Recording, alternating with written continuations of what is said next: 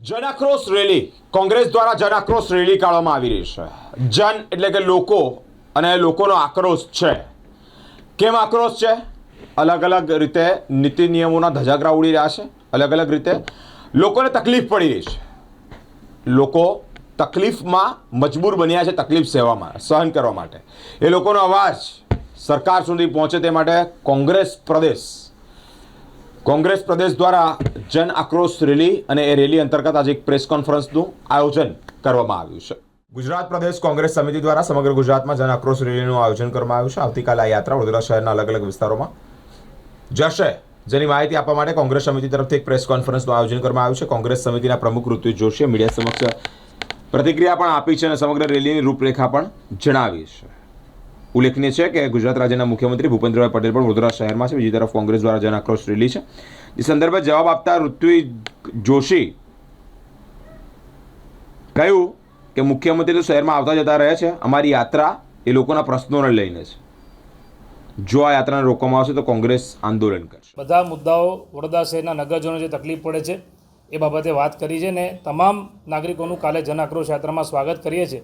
પણ ટૂંકમાં જન્મથી લઈને મરણ સુધી આજે જે વ્યક્તિ સુખ શાંતિથી જીવન જીવતો હોય અને મર્યા બાદ પણ જ્યારે સ્મશાનમાં અંતિમ ક્રિયા માટે જાય ત્યારે એમાં પણ ભ્રષ્ટાચાર, એટલી ખરાબ હાલત આ ભ્રષ્ટ શાસકોના હાથમાં થઈ છે। ત્યારે કોંગ્રેસ પાર્ટીએ જન આક્રોશ યાત્રા નીકળી છે।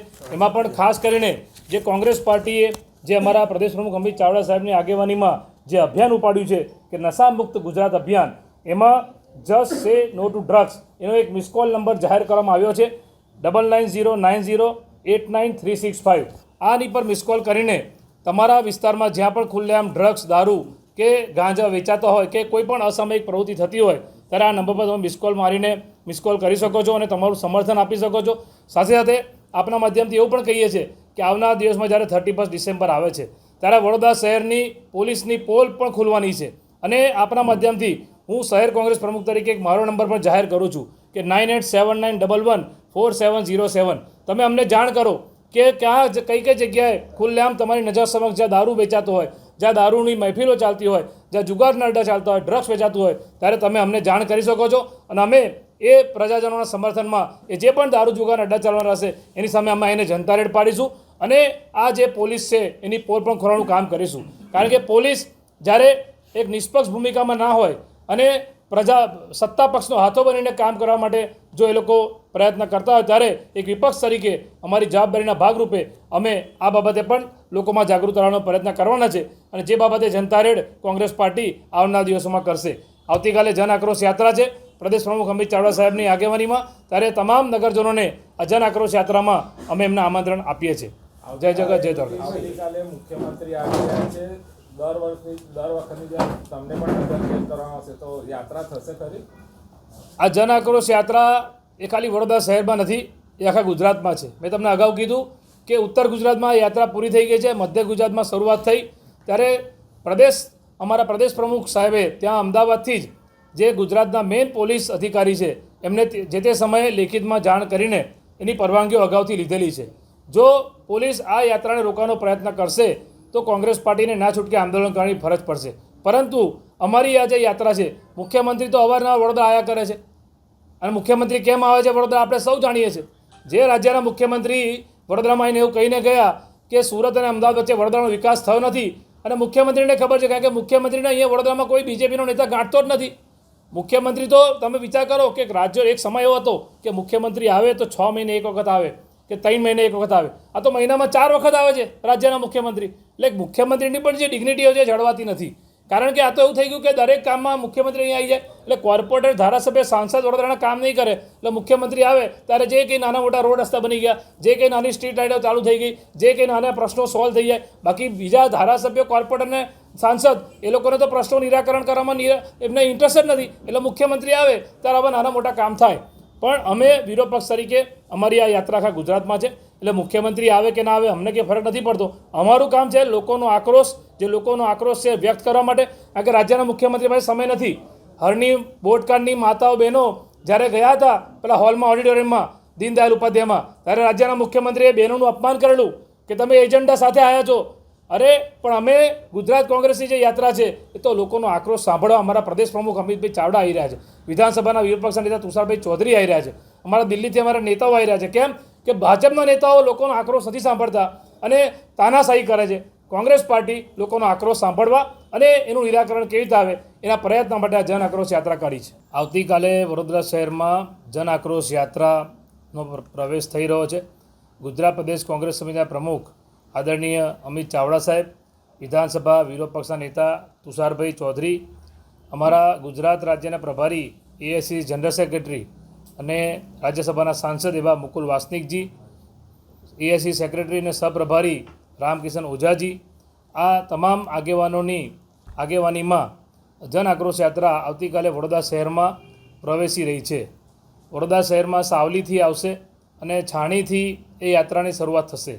છાણી ગામમાં જે સરદાર વલ્લભભાઈ પટેલ સાહેબની પ્રતિમા છે ત્યાં ફૂલહાર કરીને પ્રદેશ પ્રમુખની આગેવાનીમાં આ જન આક્રોશ યાત્રાની શરૂઆત થશે. આપ સૌના માધ્યમથી જણાવવા માંગીએ છીએ કે આ ગત 18 તારીખે જે જન આક્રોશ યાત્રાની મધ્ય ગુજરાતમાં શરૂઆત થઈ છે એ યાત્રા આજે ખેડા જિલ્લો, આણંદ જિલ્લો અને ત્યારબાદ વડોદરા જિલ્લામાંથી વડોદરા શહેરમાં આ એન્ટર થશે, જેમાં આખા વડોદરા શહેરમાં લગભગ 42 કિલોમીટરનો રૂટ છે. અલગ અલગ વિસ્તારમાં આ યાત્રા જશે અને યાત્રાનું જે નામ છે જન આક્રોશ, એમાં અલગ અલગ જે પોઈન્ટ રાખ્યા છે, અલગ અલગ વિસ્તારમાં જે વડોદરાના નગરજનોને જે તકલીફ પડી રહી છે એમાં અલગ અલગ મુદ્દા પર ત્યાંના જે સ્થાનિકો છે એ 1 થી 2 મિનિટ કે 3 મિનિટ સુધીની પ્રદેશ પ્રમુખ સાહેબ સાથે એ લોકો એમનો જે આક્રોશ છે, જે એમની વ્યથા છે એ પણ વ્યક્ત કરશે. ખાસ કરીને જ્યારે સરદાર વલ્લભભાઈ પટેલની પ્રતિમાથી શરૂઆત થશે, વોર્ડ નંબર 1નો વિસ્તાર લાગે છે એટલે ત્યાં વડોદરા શહેર કોંગ્રેસ સમિતિ દ્વારા ત્યાં સ્વાગત કરવામાં આવશે અને મોટી સંખ્યામાં બધા યુવાન મિત્રો અને મહિલાઓ સાથે બાઇક રેલી સ્વરૂપે એ યાત્રાની ત્યાંથી શરૂઆત થશે.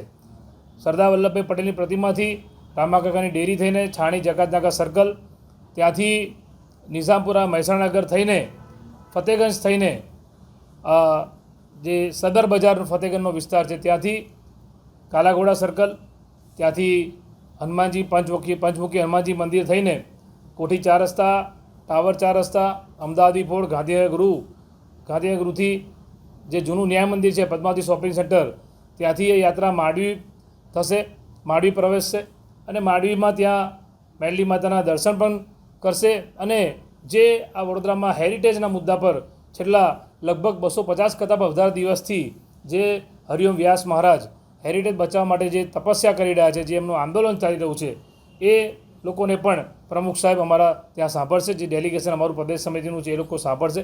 ત્યાંથી આગળ ફતેપુરા થઈને સંગમ 4 રસ્તા, કિશનવાડી 4 રસ્તા, મહાવીરોલ 4 રસ્તા, ઉમા 4 રસ્તા, કલાદર્શન 4 રસ્તા અને પરિવાર 4 રસ્તા થઈને વ્રજ પાર્ટી પ્લોટ ખાતે ત્યાં આખી અમારી આ જે યાત્રા છે એનું ત્યાં બપોરનું રોકાણ હશે અને ત્યાં એક અમારી પબ્લિકની જે સભા છે, જે લોકો જે વ્યથા છે લોકોની છે, તમામ ત્યાં ભેગા થવાના છે અને ત્યાં આ જન આક્રોશ યાત્રાનું એક મિટિંગનું પણ આયોજન કરવામાં આવ્યું છે.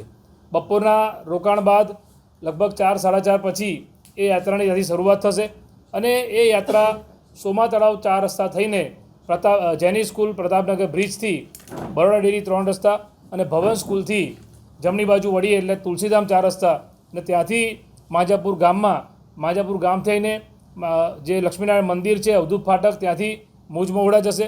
મુજમહુડાથી એ યાત્રા આગળ જે ગાય વાછરડા સર્કલ છે ત્યાંથી રેસકોર્સ સર્કલ પર ડૉક્ટર બાબા સાહેબ આંબેડકરની પ્રતિમા થઈને જે સ્ટર્લિંગ હોસ્પિટલો જે રોડ છે નટુભાઈ સર્કલ, ત્યાંથી જમણી બાજુ એટલે હરિનગર પાણી ટાંકી બ્રિજની નીચેથી ઇસ્કોન મંદિર થઈને જેપી પોલીસ સ્ટેશન અને ત્યાંથી આગળ સન ફાર્મા રોડ અને સન ફાર્મા રોડથી અટલાદરા જે સ્વામિનારાયણ મંદિર છે ત્યાં આ યાત્રાની પૂર્ણાહુતિ થશે. લગભગ 42 કિલોમીટરનો આ રૂટ છે, જેની અંદર વડોદરા શહેરના અલગ અલગ વિસ્તારો અમે એમાં યાત્રામાં સમાવેશ કર્યો છે. આપ જાણો છો એ રીતે કે ઓલરેડી ઉત્તર ગુજરાતમાં જ્યારે આ યાત્રા શરૂઆત થઈ જન આક્રોશ યાત્રાને ખૂબ જ સારો પ્રતિસાદ મળ્યો હતો. એમાં પણ જે અમારા પ્રદેશ પ્રમુખ અમિત ચાવડા સાહેબ અને જે કાર્યકારી પ્રમુખ છે જિગ્નેશભાઈ મેવાણી, એમને જ્યારે શરૂઆતમાં જ્યાં થરાદથી બનાસકાંઠામાંથી જે દારૂ જુગારના અડ્ડા જે ખુલ્લેઆમ ગુજરાતમાં ચાલે છે ને એ બાબતે જે મુદ્દો ઉઠાયો, જેને સમગ્ર ગુજરાતી જનતાએ સ્વીકાર્યો કે જે સત્ય હકીકત છે કે ગુજરાતમાં જે ખુલ્લેઆમ દારૂ વેચાય છે એ વાત કોઈનાથી છુપી નથી. ત્યારે એ મુદ્દાથી આખા ગુજરાતમાં એ યાત્રામાં લોકોનો પ્રતિસાદ મળ્યો હતો અને એ યાત્રા આજે મધ્ય ગુજરાતમાં વડોદરામાં આવતીકાલ આવી રહી છે. ત્યારે વડોદરાના જે પ્રશ્નો છે એ પ્રશ્નો પણ અમે એમાં લેવાના છે. જે બાબતની સંપૂર્ણ જાણકારી અમારા કોર્પોરેશનના વિરોધ પક્ષના નેતા ચંદ્રકાંત શ્રીવાસ્તવ ભથ્થુભાઈ આપશે. જન આક્રોશ યાત્રા જ્યારે નીકળી છે ત્યારે અમારા ગુજરાતના પ્રમુખ ભાઈ અમિતભાઈ, વિરોધ પક્ષના નેતા ભાઈ તુષારભાઈ ચૌધરી, અમારા પ્રભારી રામકિશન ઓઝા, અમારા પ્રભારી બીજા જે જનરલ સેક્રેટરી જે આપણા શું કહેવાય એઆઈસીસી જનરલ સેક્રેટરી સેક્રેટરી રાજ્યસભાના સાંસદ હા મુકુલ વાસનિક મુકુલ વાસનિકજી આવી રહ્યા છે. ત્યારે જન આક્રોશ યાત્રા શું છે? પહેલી વાત એ છે કે જન આક્રોશ યાત્રા શું છે. જ્યારથી આ લોકો સત્તા પર બેઠા છે ત્યારથી અત્યાર સુધીમાં લોકોની પાસે ઘણા વાયદા કર્યા, એક નહીં અનેક વાયદાઓ કર્યા અને એક બી વાયદો સાચો વાયદો નહોતો. ચાહે પછી એ 15 લાખ રૂપિયાની વાત હોય, 2 કરોડ યુવાનોને નોકરીની બાબત હોય, ચાહે ગમે તે બાબત હોય, નરું જૂઠ બોલવાનું જે સિસ્ટમ ચાલતી હતી, જે કોંગ્રેસે સિસ્ટમ બનાવેલી, એ તમામ સિસ્ટમો તોડી નાખીને કોંગ્રેસને બદનામ કરવા સિવાય બીજું કોઈ કામ જ નથી કર્યું. પરમનન્ટ નોકરીઓ ગાયબ થઈ ગઈ, ટેમ્પરરી નોકરીઓ થઈ ગઈ લોકોની, કોલેજો, ફાઇનાન્સ કોલેજો ખુલી ગઈ, હાટડી બનાવી દીધી કોલેજોને, સ્કૂલો મોંઘી કરી દીધી. આ શહેરમાં જોઈએ તો કોંગ્રેસના શાસનમાં 180 રૂપિયામાં 3 ટાઈમ પાણી મળતું હતું. એની જગ્યા પર 1200 ને 1600 રૂપિયામાં સાહેબ એક ટાઈમ પાણી બી નથી મળતું અને ગંદુ પાણી આ શહેરમાં પીવી રહ્યા છે એ નરી આંખે દેખાય છે. લાઇટનું બિલ કોંગ્રેસના શાસનમાં 100-200 રૂપિયા હતું, એની જગ્યાએ 2,000 રૂપિયા થઈ ગયું છે. ગરીબ ઝોપડપટ્ટીઓ તોડી નાખે છે. જ્યારે કોંગ્રેસે આ સિસ્ટમ મૂકી ત્યારે જે જગ્યા પર તમે ગરીબોના ઘર તોડવાના હોય ત્યારે 50% લોકોનાથી વધારે લોકો સહયોગ કરે અને સંમત હોય ત્યારે તોડવાની એની જગ્યા પર કોઈને પૂછ્યા વગર તોડી નાખે છે અને એમને ઘર બી નથી આપતા, રસ્તા પર રખડી રહ્યા છે. એક નમૂનો તમને બતાડું કે સંજયનગરની અંદર સાહેબ 1841 મકાન તોડી નાખ્યા. 2 વર્ષમાં મકાન આપવાના હતા, આજે પણ 10 વર્ષ પછી બી ગરીબોને ઘર નથી મળ્યા. 2,000 રૂપિયા મહિને ભાડું આપવાનું હતું, એ ભાડું હજુ સુધી મળ્યું નથી અને 15 કરોડ રૂપિયા જેવી માતબર રકમ એ લોકોની બાકી છે. એમાંથી 71 માણસો મરી ગયા.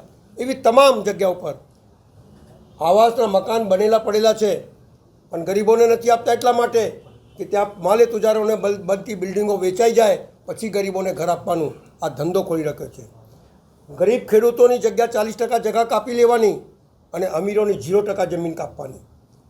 તમામ બાબતની અંદર નિષ્ફળ. એક સિસોટી વડોદરામાં શહેરની અંદર 150 રૂપિયામાં મળે અને કોંગ્રેસ અને કોર્પોરેશનમાં 3200 રૂપિયામાં સપ્લાય થાય. એક ચાકુ 150 રૂપિયામાં મળે, 3200 રૂપિયામાં સપ્લાય થાય. 3 વખત પૂર આવે. સર સયાજીરાવ ગાયકવાડની નગરી જ્યાં પૂરનું નામ નિશાન નહોતું ત્યાં 3 પૂર આવે અને 5,000 કરોડ નુકસાન થઈ જાય અને સરકાર કહે કે તમને બેઠા કરવા માટે રૂપિયા આપીશું, ધંધો કરવા પૈસા આપીશું, ઘરવકરીનો સામાન આપીશું. એમના કાર્યકર્તાઓને રૂપિયા મળી ગયા પણ આમ જનતાને પૈસા મળ્યા નથી. આ તમામ બાબતો 400 કિલો 350 કિલોમીટર વરસાદી ગટર એની અંદર ડ્રેનેજનું પાણી વહે છે. છેલ્લા 30 વર્ષથી હું સાંભળું છું કે વિશ્વામિત્રી શુદ્ધ કરીશું, કંઈ નહીં તો શુદ્ધ પાણી આપીશું. કઈ બધી બાબતમાં ટોટલ ફેલ છે ને ભ્રષ્ટાચાર થઈ રહ્યો હોય ત્યારે લોકોના મનમાં આગ જાગવી જોઈએ. લોકોને લાગવું જોઈએ કે આ સરકાર જુઠ્ઠું બોલી રહી છે. દરેક બાબતની અંદર ભગવાનનું નામ લે, દરેક બાબતની અંદર હિન્દુ મુસ્લિમ કરે પણ લોકોને જે જરૂરિયાત છે એ જરૂરિયાત પૂરી પાડતી નથી. એટલા આપના માધ્યમથી લોકોને કહેવા માગું છું કે તમારા ઉપર પડતી તકલીફો, તમને જૂઠા વાયદાઓ, તમને હેરાન કરતી આ સરકાર ઈડી અને એની પોલીસ ખાતાની રેડો પાડે, કોઈ માણસ સાચું બોલી ના શકે. એક હરણીકાંડની અંદર બચારા 12 બાળકો નિર્દોષ મરી ગયા, 2 શિક્ષિકાઓ મરી ગયા, એ રજૂઆત કરવા જાય તો એમના પર પોલીસ કેસ થાય. આ તમામ બાબતો સફાઈ સેવકો જે શહેરનું કરોડરજ્જુ કહેવાય, એના વગર શહેર સાફ ના થઈ શકે. કોંગ્રેસના શાસનમાં 720 દિવસમાં લોકો પરમનન્ટ થઈ જતા હતા. આજે 3,000 દિવસ થઈ ગયા, પરમનન્ટ નથી કરતા. ટેમ્પરરી નોકરી કરી દીધી, કોન્ટ્રાક્ટ પદ્ધતિ કરી દીધી. આ શહેરનું સત્યાનાશ પાડી દીધું. સર સયાજીરાવ ગાયકવાડની નગરી જે આખા દુનિયામાં પ્રખ્યાત હતી, આખા હિન્દુસ્તાનમાં પ્રખ્યાત હતી, જ્યાં સૌથી પહેલાં પાણી વગર વીજળીએ ગ્રેવિટીથી આવતું હતું, એ પાણી પણ હવે બંધ થઈ ગયું. આમની બનાવેલી તમામ નળિકાઓ 10 વર્ષ 15 વર્ષમાં તૂટી જાય છે. કોંગ્રેસના શાસનમાં આવાસ બનેલા છે, આજે બી ચાલે છે, પણ માધવનગર 11 વર્ષમાં પડી જાય અને 11 માણસ મરી જાય. આવી સિસ્ટમ જે પેદા કરી છે, દરેક કામોમાં ભ્રષ્ટાચાર છે અને કોન્ટ્રાક્ટરો હાવી થઈ ગયા હોય. ત્યારે શહેરના નાગરિકોને કહેવા આવું છું કે તમને ગુસ્સો નથી ચડતો? મા અંબાની આરાધના સાધના જે આપણે કરીએ છીએ, એની અંદર આપણે નમન કરીએ છીએ. લોકો એની બાધા માનતા હોય અને એ બી મજાક બનાવી દીધું. કરોડો રૂપિયાના ખર્ચો કરે અને મજાક બનાવીને મૂકી દીધો હોય. ત્યારે ધર્મના નામે ચાલનારા લોકો 100 રૂપિયામાં ગાય છૂટી જતી હતી કોંગ્રેસના શાસનમાં. પકડે એટલે એને 15 રૂપિયા ઘાસનો હતો, અત્યારે 5,000 રૂપિયા દંડ થઈ ગયો. લારીવાળા 100 રૂપિયા કોંગ્રેસના શાસનમાં દંડ હતો, 2,500 રૂપિયા કરી દીધું. આ તમામ બાબતો દિવસે દિવસે આ શહેરની અંદર ક્રાઇમ વધતું જાય છે. જગ્યા પર તમે જુઓ ચરસ ગાંજા વેચાતું હોય. ત્યારે આ શહેરને સુરક્ષિત રાખવી, આ શહેરને ફરતી મહારાજા સયાજીરાવ નગરી બનાવી હોય અને જે ભ્રષ્ટાચાર કરે છે એને ખુલ્લું પાડવા હોય, તો તમામ નાગરિકો આ જન આક્રોશ રેલીમાં જોડાય અને આ સાચી દિશા, સાચી વાત કરે અને આ સત્તા પર બેઠેલા લોકોને ઉખાડી ફેંકવા માટે આગળ વધે. એ જ અભ્યર્થના સાથે આપને આ વાત કરવામાં આવી.